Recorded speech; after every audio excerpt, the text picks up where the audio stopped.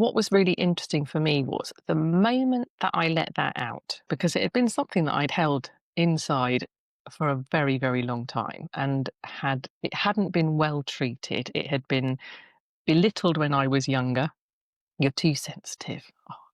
Mhm. You need to just be a bit stronger, be a bit thicker skinned, stop Mhm. crying, probably quite common. And now, they do say good cry for a reason. So I'm actually really happy with my crying potential. So you tell me when to stop, and I'm just going to take the top card. I've already dropped the cards. There's another card that I've dropped. So the Please stop. magician. Please stop. Please stop. Brilliant. Okay. So the card that's come up for you this morning, Claire, is time you enjoy wasting is not wasted time. It's perfect. I Perfect. love that. Perfect. How random is that you get the card where you go, I've just spent a week stepping back again. And this is every year. I step back and I pare it down a bit more. I step back and I pare it down. And the reason I'm paring it down is because I want more. It's not wasted. Nothing's ever wasted. But I want more time No. with my face in the flowers or, staring at the sky, whatever I might be doing. Yeah. So that's Yeah. perfect. That's perfect. And it's so nice to have you here because there's so much happening for conscious entrepreneurs as well, because you've just been shortlisted, haven't you, Mhm. for the Good Small Business Awards. I Yes. did notice that on the website. Do you want to tell Thank us a you. little bit about that particular award and why it's so important at this time? I think the interest it really had for me is I wanted to pitch myself above where I would naturally feel I am. And I think Mm, that's quite a common theme for humans, maybe particularly women, is that we don't have all of those mechanisms that fear disappears and we just go, yeah, go for it.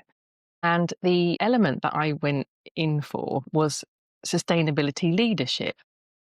And it wasn't me putting myself in a position to go, I absolutely know everything. Because let's face it, if you put sustainability before something, give it a week and it'll mean something slightly different and slightly different and slightly different. So, but the leadership I felt was really heartwarming for me to think that I'm building a community, bringing people together. And that element of leadership was more about community. I don't have all the knowledge, but if I bring enough people together and I can get the momentum and the movement, then we've all got it. And that was the most important thing for me. So when I looked at leadership, it did make me a little bit, I'm not sure about that. mm. But yeah, so yeah, that's where it came from. And just all of the resources that are now getting built into incredible people coming on and giving workshops or talks as part of Conscious Entrepreneurs, plus the amazing network of people I've amassed over the years, really felt like, yeah, we could lead something here. We can build businesses that are all about impact, impact on our well-being, impact on our community, impact on our planet. So yeah, this just felt like a really nice start point for that. Well, a huge congratulations. It's not easy to put yourself in Mm. to this arena, especially if you feel like it's slightly out of your comfort zone. But you have to be brave, don't you? Especially when you're taking that road less traveled, I think. Because Conscious Entrepreneurs started as a co-working collective, didn't it, in Manchester? For those people who are listening, head over to the website. All the links will be in the show notes. Go and have a look because it has grown so much. Where did this idea come from in the first place? Because there's always a beginning to each of the stories that I'm collecting on the podcast. It was definitely, and I really loved that one of the things that you had preempted before we got together was the highly sensitive. And I Yes. think conscious entrepreneurs is another way of saying highly sensitive humans. And it Mm, began in Manchester as a co working space because the people that were working within that purpose led, giving back, well-being, all of those, where you care so much about the people that you're supporting. They, I think, were feeling the effects of lone working. And this was pre-COVID. So this was still people going, if I work from home and I'm working on my own business, this is lonely and sometimes demotivating. And as we just talked about, the awards, being brave, putting yourself forward, self-belief, that can all start to erode, can't it, when you're by yourself? So that was how it began, at bringing people together. And it was Charlotte and Daria that began this beautiful thing. Um, and I think it lasted about 2 months and then COVID hit. So it rapidly went online and I found them, I think, literally as they went online. I think I had a little bit of envy that it was happening in Manchester because I have quite a lot of connections there. My brother lives there and my nieces and nephews, etc. So I Yeah. had a little bit of, I can't be there. And then there they were Oh, online.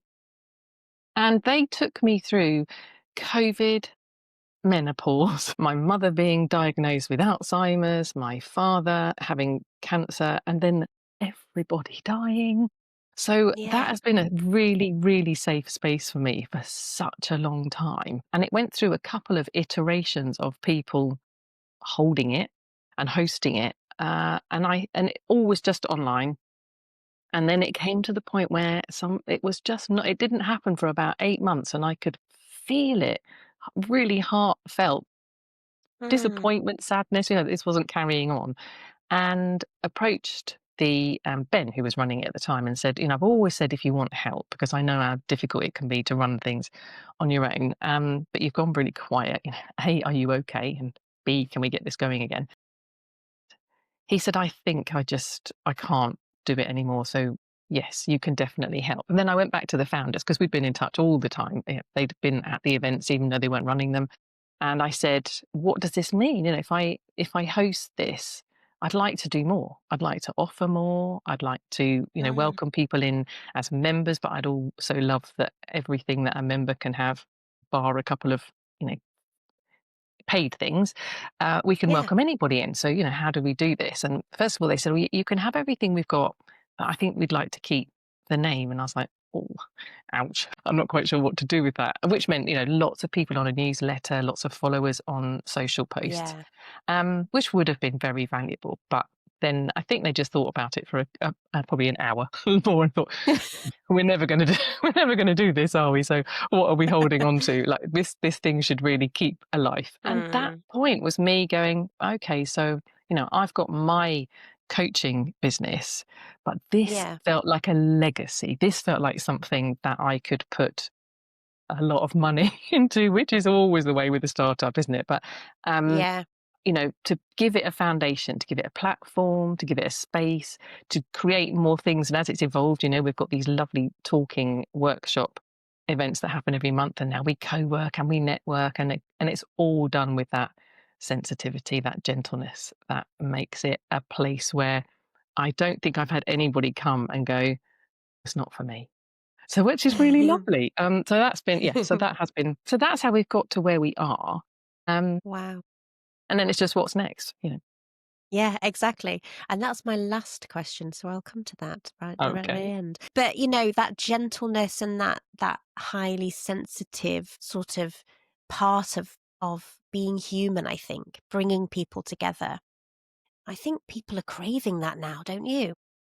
I do. What was really interesting for me was the moment that I let that out, because it had been something that I'd held inside for a very, very long time, and it hadn't been well treated. It had been belittled when I was younger. You're too sensitive.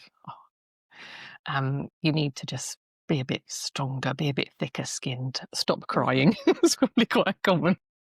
And now, they do say good cry for a reason. So I'm actually really happy with my crying potential. Yeah. So I think, the highly sensitive part of it really, as soon as I gave it voice and I started putting it out there as I am a really curious human and I love staring at things. And, my brain takes in every color, smell, sense, taste, all the time. Then if that's Yeah, being sensitive, yeah, it's quite overwhelming occasionally, but if you learn to, roll with it, then it's amazing because the highs it is. and the lows, you don't get one without the other, as they say. Yeah, so I think that's just given me even more strength and courage to connect with people. And when I do talk to people, I'm not at all afraid to use the word love or joy or No. any of the words that sum up things that we don't really find that comfortable, particularly in work, in business, or Yes. they're not things. And I think if you don't have joy in what you do, and you don't love what you do, and you don't love talking about what you do, all the things that make most people's armpits go a little bit then, then the sensitivity suddenly becomes a bit redundant, doesn't it? You're forcing it Yeah. down, and that gut feeling, all those lovely things that Mm. we've over the years I kind of avoided or pushed to one side or not listened to. All the bodily things, head, body, Yeah, heart, of all those course. wonderful signals that we get that we go, that means nothing. That well, actually, yes, it did. 6 months later, Yeah. when I'm either in a lot of pain or I'm working with the wrong person or feeling very sad, but I don't know why. Yeah, so I think sensitivity is a highly underrated superpower. I absolutely agree with you. And, I think you and I could probably have a cry off. Tell me, seriously, even when I was thinking about coming on, and I was thinking about all the things of the sensitivity and how it had been treated when I was little, and I still have a lot to come to terms with about that. But it still gets me really close, and I think, oh gosh, what will Lucy ask me? Because I might have to have a moment.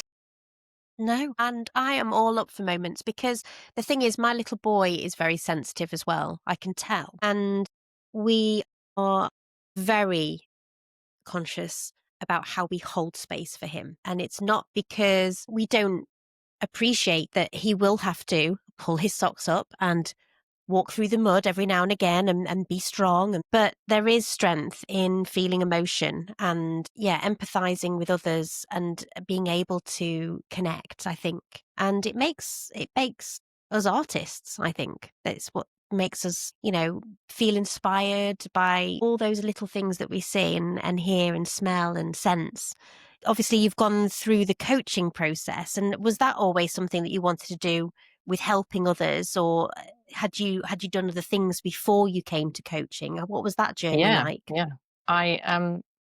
The weird thing for me that always really sticks out in my mind, maybe not weird, maybe just different, is that even from a really young age, people used to tell me things, really, really big things, deep things. And I Yeah. suppose I was never quite sure what to do with them. And it took, and I'm talking, being on a coach, going off onto some random school trip, and my friend sitting next to me telling me something and thinking, it's massive, and that's very sad, or I feel angry for you, Mm. or but not having a clue, what to do with it. And then only much later realizing that that's that's listening, isn't it? That's coaching in a nutshell. You are listening to somebody and you're giving them the space to say honestly what they want to say. And you're not necessarily needed for the answer because again, around coaching, the answer is very much usually within you. It just needs the time and the oxygen and the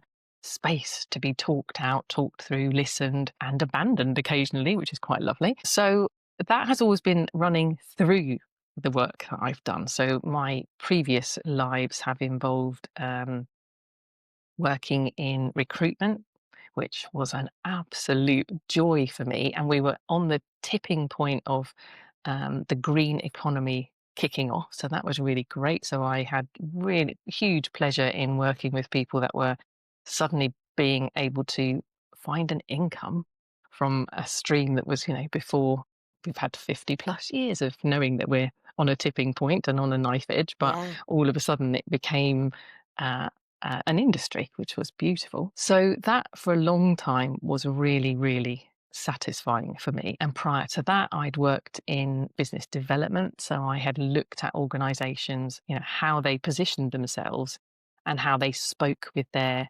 customer, and Mm. then went back through really the sort of psychology of, how do we put our purpose across in a way that allows people to choose us over somebody else. Mm. Because again, my sort of advertising youth was very much around, oh gosh, a lot of it was around fear. You needed insurance because if this happened, you'd Yes. leave all your loved ones up the Swanee, and really quite Mm. awful. And it was very dominated by big business. Advertising was very, in your face, quite aggressive. So it was really lovely just to start to embrace those softer things, that honesty, and you can imagine how advertising still really, really grates on me at the moment, still. But yeah, so that was the way that I moved through into pure coaching, was taking all of those business element backgrounds and the Mm. human element backgrounds and going, I can't separate these. If you're well, then your business has a really good fighting chance of being well. And if your business is well, looking at that from the modeling side or the, how you Yeah. communicate it, your message, vision, etc., then you can be well. And again, going back to that sensitivity and the honesty around who you are, that does encourage connection, doesn't it? It allows people Mm, to choose, this is the path I want to go. These are the people I want to be with, buy from, sell to, however you need. And because we're in that environment where money has to exchange hands to a certain extent, there's a lot of work I do where we skill swap, which is fantastic. yeah. But yeah, so that's got me to the point of being able to go, I can bring all of these things together. And coaching doesn't, particularly business coaching, it doesn't need to be all around the tick boxes of, have you modeled your business? Do you know who your customer Mm, is? Where are they hanging? And they're all relevant. And again, I took I took the business model and I just really softened it all out. And I never ever said to anybody, shall we go through your business model today? Because if I had done, most people just go, I have no idea what you or I am talking about. And now I'm clamming right up because I feel mm. stupid or I don't know how to answer that question or I don't know that thing. And I don't want to admit that I don't know that thing. So, yeah, so it just became a really nice blend of human to human. They say B to B, don't they? B to C, and it's like it's Yeah. just human to human. It's human to human. I think that's the episode title. Human to human. I love it. And the thing is, like it's really difficult when you are building a business, building a platform in isolation because everything is strategy, strategy, strategy. You've got to have a strategy. And I'm sitting here thinking, but I don't know what my strategy is because I've not come from that business world. I'm an educator. I work in schools. So a strategy, yes, I can kind of link it to maybe a school improvement plan, for example, the short term, mid term, long term vision of whatever it is. But when it comes to your business, something that feels very personal, it's very difficult to then try and pin that down, I think. And that's one of the challenges that a lot of people probably listening to this episode now will be thinking as well, that is a massive challenge. How do you at Conscious Entrepreneurs support people with developing their strategy, so to speak, um, through the workshops that you lead or through the conversations or the networking events? Like what can we expect when we sign up? Wink.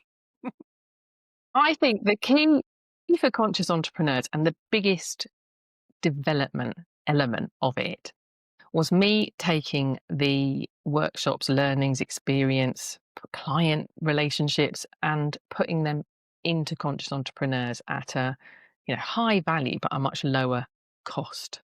Self-led resources, that kind of thing. People coming along and talking, you being able to go back and listen to them again when you get to that bit of going, I want to action that thing and I can't remember what John Mm, said this week or whoever it was. And one of the key ones, and it's actually the starting point of the resources as you look through the membership area, is build your vision.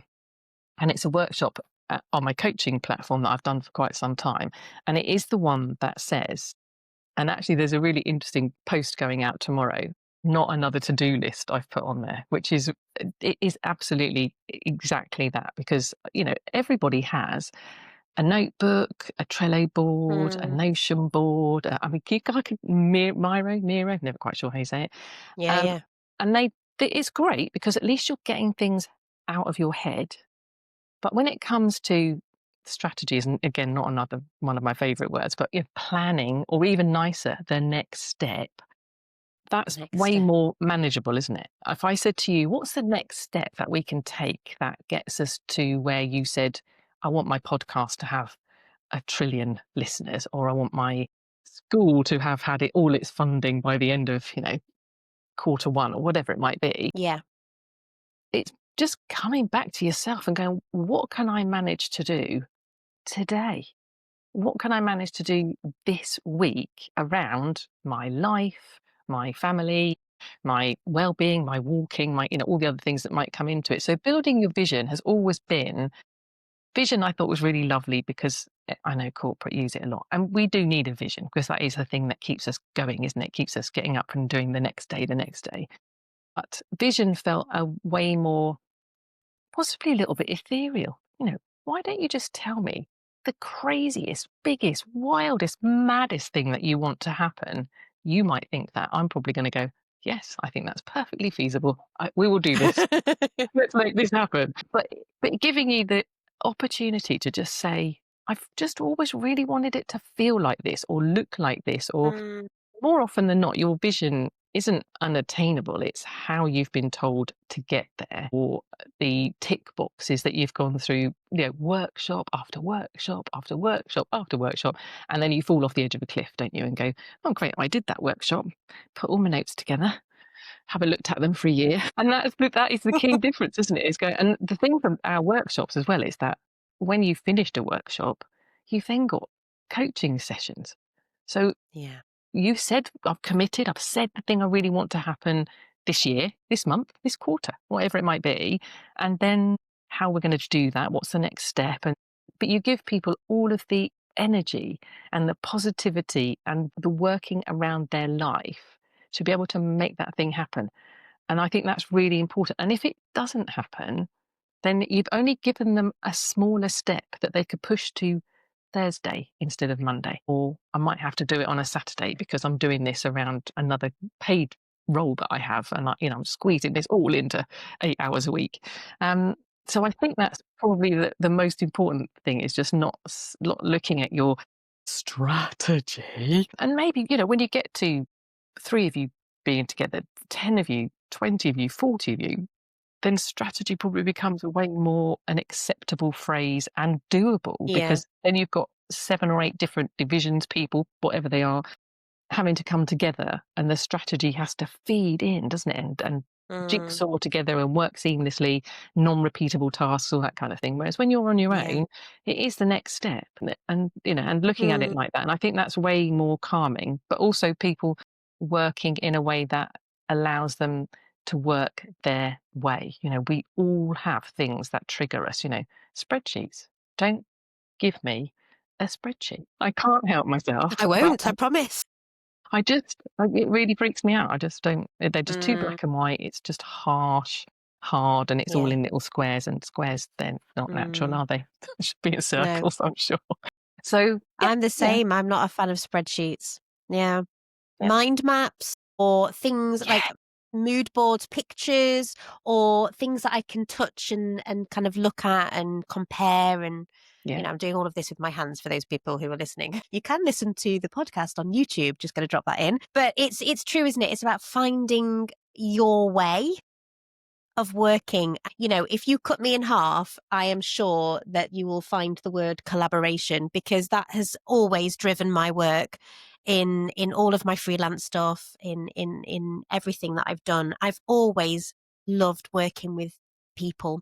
And it's something that you said right at the start, Claire. It's like, I might not have all of the answers or all of the skills, but I know somebody who can help me with that particular element of the work that I'm doing at that time or whatever. And I think what's so brilliant about the conscious entrepreneurs is that you are bringing all of those people together, because I think people can offer workshops as well, can't they? Because I think you've just had one recently, maybe a few days ago. yeah, we did. We had a Yeah. voice coach came on, John, who is hilarious. He's an ex Wow. comedian and I have sat through too many talks that have been, well, he said his word, boring. I've already started Yeah. to check my emails while I'm listening. So Yes. he came on, and he came on the back of Anna Wills, the storyteller, who'd given us the 5 C's of branding. So she talked to us about clarity, connectivity, communication. So beautiful, beautiful ways of us looking at our story and how to get that across. And then Yes. John came in with his workshop on how to turn that into the voice, which is always a little, again, going back to that upper lip sweaty moment where you've suddenly being Mm. asked, so what do you do? And you think, you could have asked me anything other than that. So we had a beautiful, and actually by the end of it, it was fantastic, because we had totally reframed it into what what's excited you recently. So we end Conscious Entrepreneurs on this really lovely note of something that you're proud of and something that you're grateful for. Spoiler alert, this is a bit where I normally cry. This time we said, we'll do something you're proud of, something you're grateful for, but we're going to frame it around business and something that's really excited you. So it could be it's already happened, you're about to launch, you've collaborated, your lovely word there. So by the end of it, every single person had, without fail, lucidly introduced who they are and what they do, but not in a long and drawn out, I've got to explain myself a little bit too long and a little bit too Mm, much because you might not get it. And now I feel really silly because I've just talked too long. But did it so concisely because they were then tagging it around. I'm really excited that I've just been referred to so and so, or I'm really excited that I'm just about to launch a new workshop, or I'm really, and it was just incredible, and you thought, "Yeah, well, there you go. There's your introduction, and you've marketed your thing, or, you've given us the backstory of whatever's yeah. happened." So, things like that, and that's where I think that bringing people like that into conscious entrepreneurs who give you the ability to overcome even the shyest person that usually really doesn't say very much on, she's a member, she has been right from the very start, never really says very much during, but always messages me afterwards and went, I loved every minute of that. So even her opportunity to speak at the end was just amazing. So yeah, it's things like that when you get those moments with people. But yeah, we've had greenwashing, human design, all kinds of amazing people coming on and just, Mm, and it is a bit about getting to know yourself or getting to mm, understand your industry, or mostly it's around communication and words, isn't it? And how we yeah. perceive ourselves, put ourselves across, but just without the sweaty, uncomfortable. And I think, the more sensitive you are, crikey, yes, Yeah. definitely the You really more feel it. difficult. Yeah, yeah. Yeah, absolutely. I mean, if I'm gonna say something in a staff meeting, if anyone could hear my heartbeat, it is just going so fast because it matters so much what we say, how we say it, what we do, and yeah, I love the idea of the a business being built around storytelling, because so much of what we bring to our business is personal experience. It shapes how we show up in the world, doesn't it? So to have a space that feels safe and secure, and people cheerleading you on, celebrating what you're doing is so important. I think that what you said about storytelling, knowing your own story and owning your own story, I think that's a lifetime in achievement anyway. Don't ever think you've Yeah, got to the end of that one. But we came from storytelling.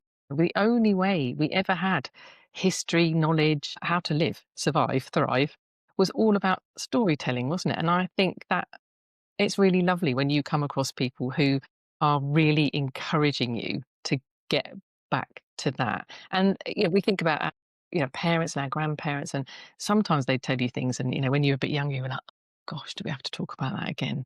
But then the older you get, and you remember those things, and you think, "Gosh, that was just amazing." My father-in-law had been through something like 5 royals. He was 97 when he died, and he'd wow. been through 5, not saying whether you're a royalist or not, but it was just the history that he held of all of those lived experiences that you just think, "That is absolutely amazing." So and that's your story, isn't it? Of being able to Yeah, go, "I remember somebody," and that's the thing that always struck me in recruitment actually, because I'm not very good at recognizing people. If you see me out in the street and I met you, I don't know, let's say I met you at a networking event, oh, make me shudder just to say yeah, it, but yeah, let's say I met you at a networking event. It's really hard for me to take that face and put it into walking along a street and going, I immediately know where I mm, know you from and who you are. So recruitment was always about that person's story. There would be something that they told me that I could attach to the paper black and whiteness of their CV, and I could mm, conjure up eventually the face of that person. yeah, So yeah, so I think your story is just such an intrinsic part of you, and your story is also where you're going, isn't it? Because there's a yeah, beginning and a middle and an end, and I think yeah, that's a really nice way of looking at. Yeah, this is mm. who I am, where I am, and this is where I'm heading. You can join me if you like. How lovely is that? That is lovely. And it's funny because we're renovating at the moment, and I am a stickler for keeping things. I've got a memory box, I've got a photograph box, and I've been going through those things just the last couple of days when I've got a spare 5 minutes. And, when you look through those memories or the letters that I found, that's where the story is. And it feels like I'm someone completely different now from that person 10, 15 years ago. And I suppose I'm just kind of bringing it back to the thing that you said before about letting things go when it comes to business as well, because you might have had that vision, but you've changed along the way, and your values perhaps have been reshaped or reprioritized. And it's okay to let things go. You don't have to like hold on to this business model or this vision that you had for yourself. And I was wondering, because that would feel like a challenge for me to kind of start to piece all of this together, all of these stories together, and find that new vision. Do you find that people struggle with that as well? I think the thought of changing feels like sometimes they've failed at the thing they set out to do, Mm, and that absolutely is not the case. The fear of change also is people thinking they need to stay in their lane, despite maybe yeah, all of the conversations they've had with past clients, potential people, coaches, whoever, screaming at them that this is definitely the path either least trodden, which is a beautiful space for them, or where they absolutely light up in conversation against what they were talking about, 5 minutes earlier. So, yeah, I think we called it pivoting, didn't we? Do you remember when it all was suddenly pivoting or absolutely massive? And I thought, well, actually, I don't mind that so much. I don't, again, pivot, maybe not my favorite word, but the embracing change.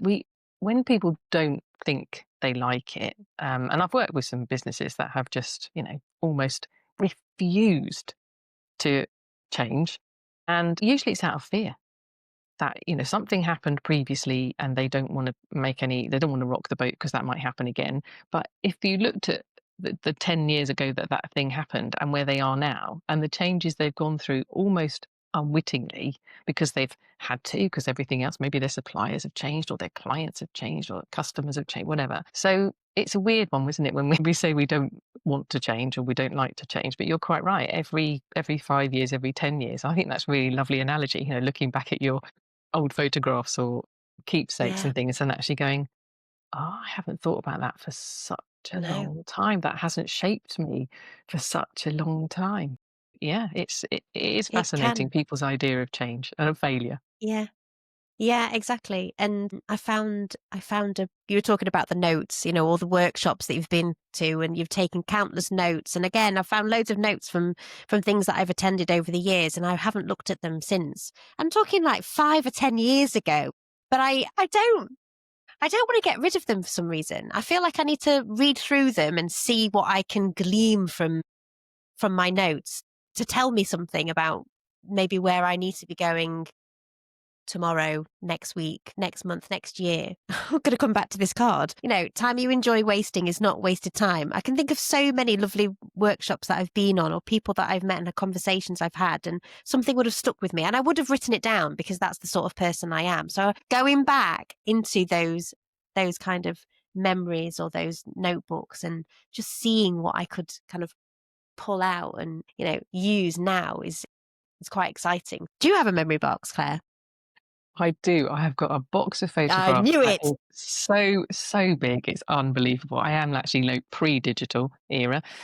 So yeah, I've Yeah, got more yeah. photographs and then around the house, I regularly have things that come from things that my brothers have given me. They're much younger than I am, so when they used to buy me gifts, they were really sweet and like have those things dotted. I'm actually quite happy to have them out. If I had them in a Yes. box, I don't want to see it. There'd be a room you'd never get into. So I think it's good that they're out and about. But yeah, it's lovely, isn't it? And I like moving things around as well because you see them again. So I think the fact that there are things out there that they mean so much when I glance at them. I Mm. don't like getting used to them, so they have to be moved so that I can go, yes, there you are, lovely. Yes, I can see you again today. Always being surprised. Yeah. Gosh, that is beautiful. And obviously, conscious entrepreneurs meet online predominantly, don't they? Do you have in person events as well? Well, this is the driver.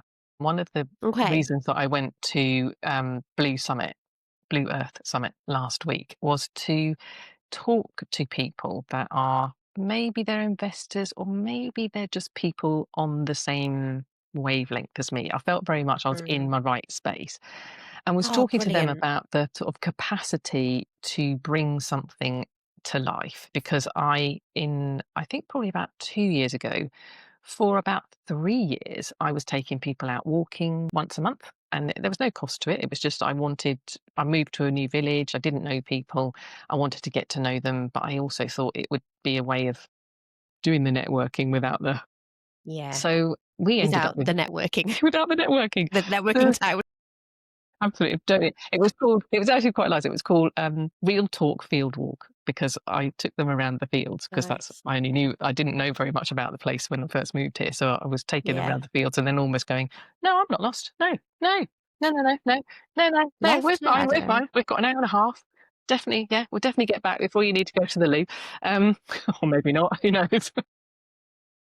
But that was very physical, and then I also took a Mm. space in our community centre and I did charge for people to come to the co-working, but as long as it covered the cost of the space, then I would give all the money Yeah. back to the community centre. And that only failed because the Wi-Fi was so they did something, they changed something from one to another, and No. all of a sudden it was like people were coming in, and unless somebody really brilliant had bought their phone and unlimited data, and we hotspot off them, just so that sadly that petered out, and I'm still looking to reenact that. So I think the Okay. walking and the co-working, but particularly we have a very, very, very good local MP, and I'm quite keen. And this is you're going to say to me now, Claire, that was for the end of us talking.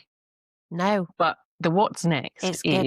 is this is putting things into community where Yes. if you haven't got the capacity or the desire to sit on your computer or even the confidence and the comfort to network, or to come in together as a community in that space, then the big thing for me, and I think this is the legacy bit for me, is I would really love to have at least something set up near my sort of South Cambridgeshire part of the world. And then maybe it's a template that we can go, but we can do that again in that space and that Yes. county or that space. And actually just be a bit more aware of people generally rather than it being a space for people that are either in a certain type of business or want to earn a certain type of kind of money or, I think Yeah. there are so many pockets of humans that are just on the outside that have got these fantastic ideas or even doing really amazing things, but just aren't getting the support and the exposure. And,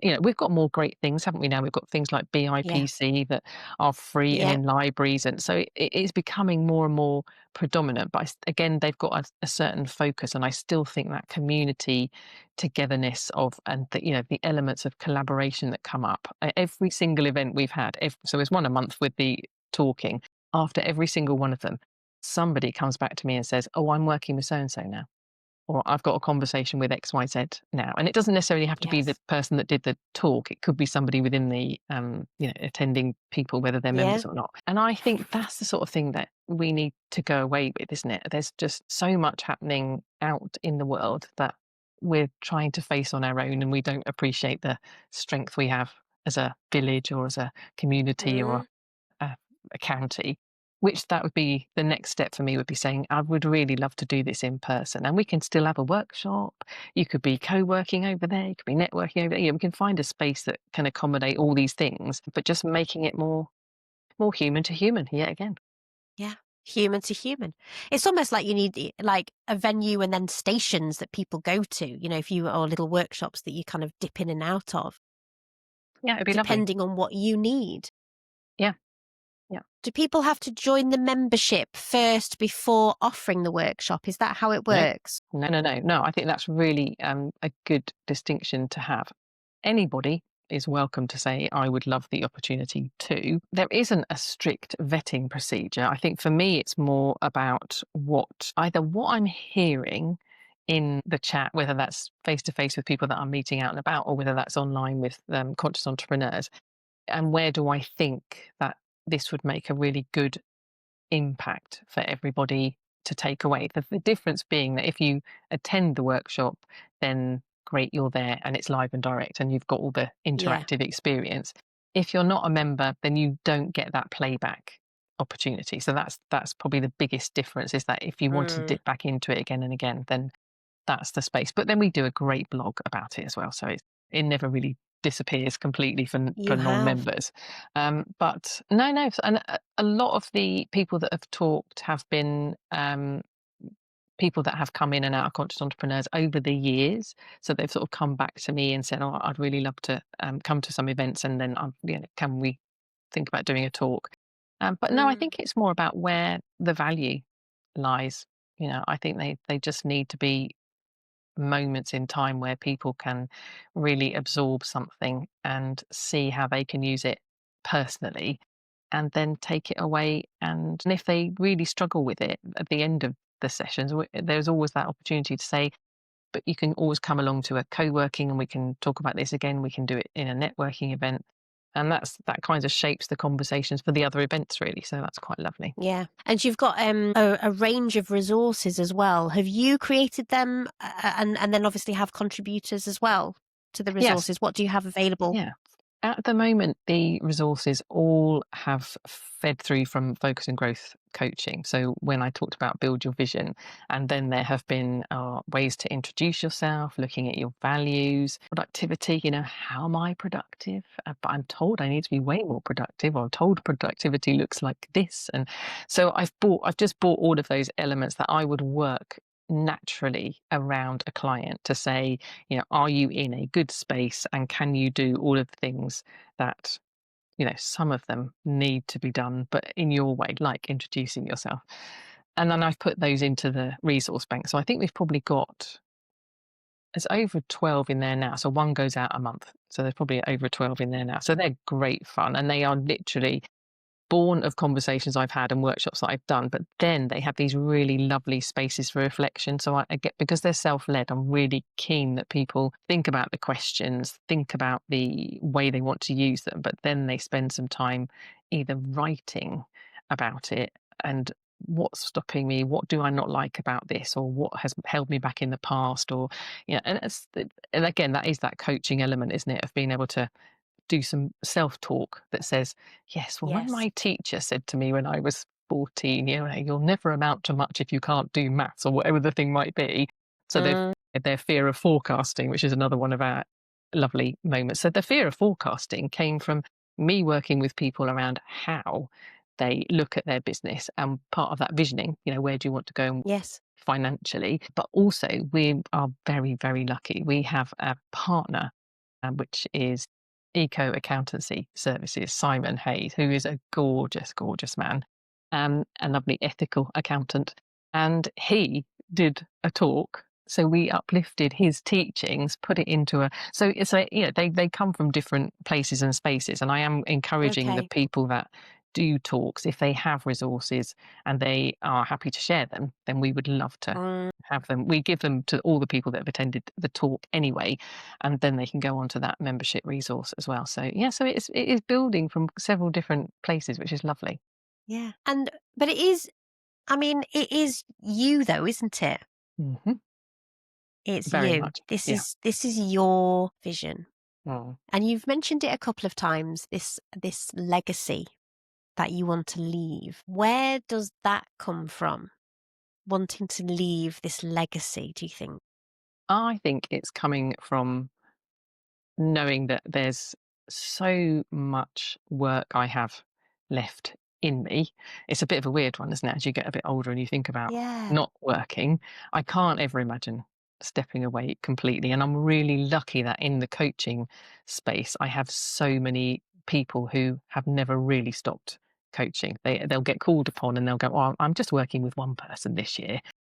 But it's still a commitment and it's still fun and they still love it and it's Yeah. energizing and keeps their hand in. But I do think that conscious entrepreneurs felt like something that, because we've partnered up with people like the Better Business Act and Association of Sustainability Practitioners and the Organisation of Responsible Businesses, because there are all of these things out there and they're all doing these different elements, I just feel that conscious entrepreneurs could be that conduit, that hub that says, if you need a thing, there'll be somebody, as we're building, there'll be somebody in that directory, or there'll be somebody that's done a talk, or I know that I could message Claire and ask her XYZ Yeah. and find that thing. So I think it's about when I'm not in it all the time, what happens? And I suppose the thought of, I think focus and growth coaching, don't think that's ever going to close, because I'm hoping there's always somebody that I can work with, because I'd like to continue helping.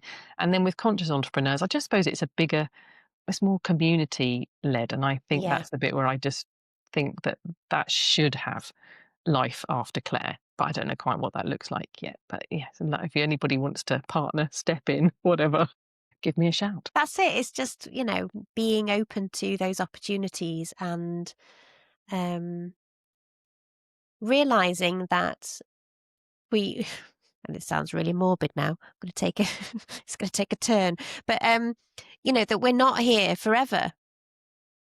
We do want to feel, I do, you do, we want to feel like we've made an impact, that we have helped somebody to realize their potential. I think you're doing amazingly well. It's really exciting. I'm really glad we've connected, because so much of what you're saying is giving me ideas, and I'm feeling really inspired to continue to do what I'm doing. I mean, it is a very early thing, um, but you've got to start somewhere, haven't you? Yeah. And I think the fact that you said I'm feeling really inspired, I think that can be, you can't wake up every single day and feel inspired. It's just not that. It doesn't, we're not wired like that, are we? Well, we're No. normally defaultly wired to fear and run or fight. So that's a Yeah.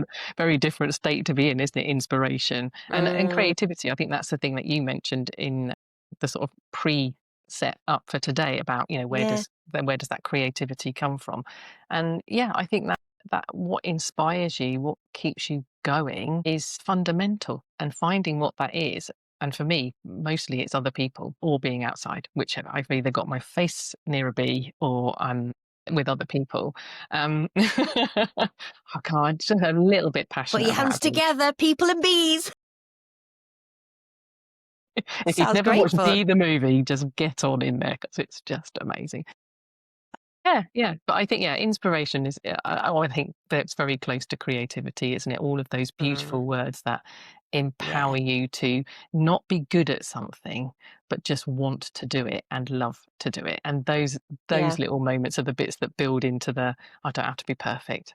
I don't have to be clever. I don't have to be smart. I don't have to be the first. I just need to be doing the thing that I want to be doing and doing it to the best of my ability. And that's the loveliness of life, isn't it? I'm just doing this to the best of my ability, which, yeah, takes away all of the, my brother's more successful, my sister earns more money, my dad was a whatever CEO of something like Yeah. this. It's like, it doesn't matter. That's lovely, No. but it's not you. Mm, Be you. yeah. Be you. That feels like a very nice place to finish.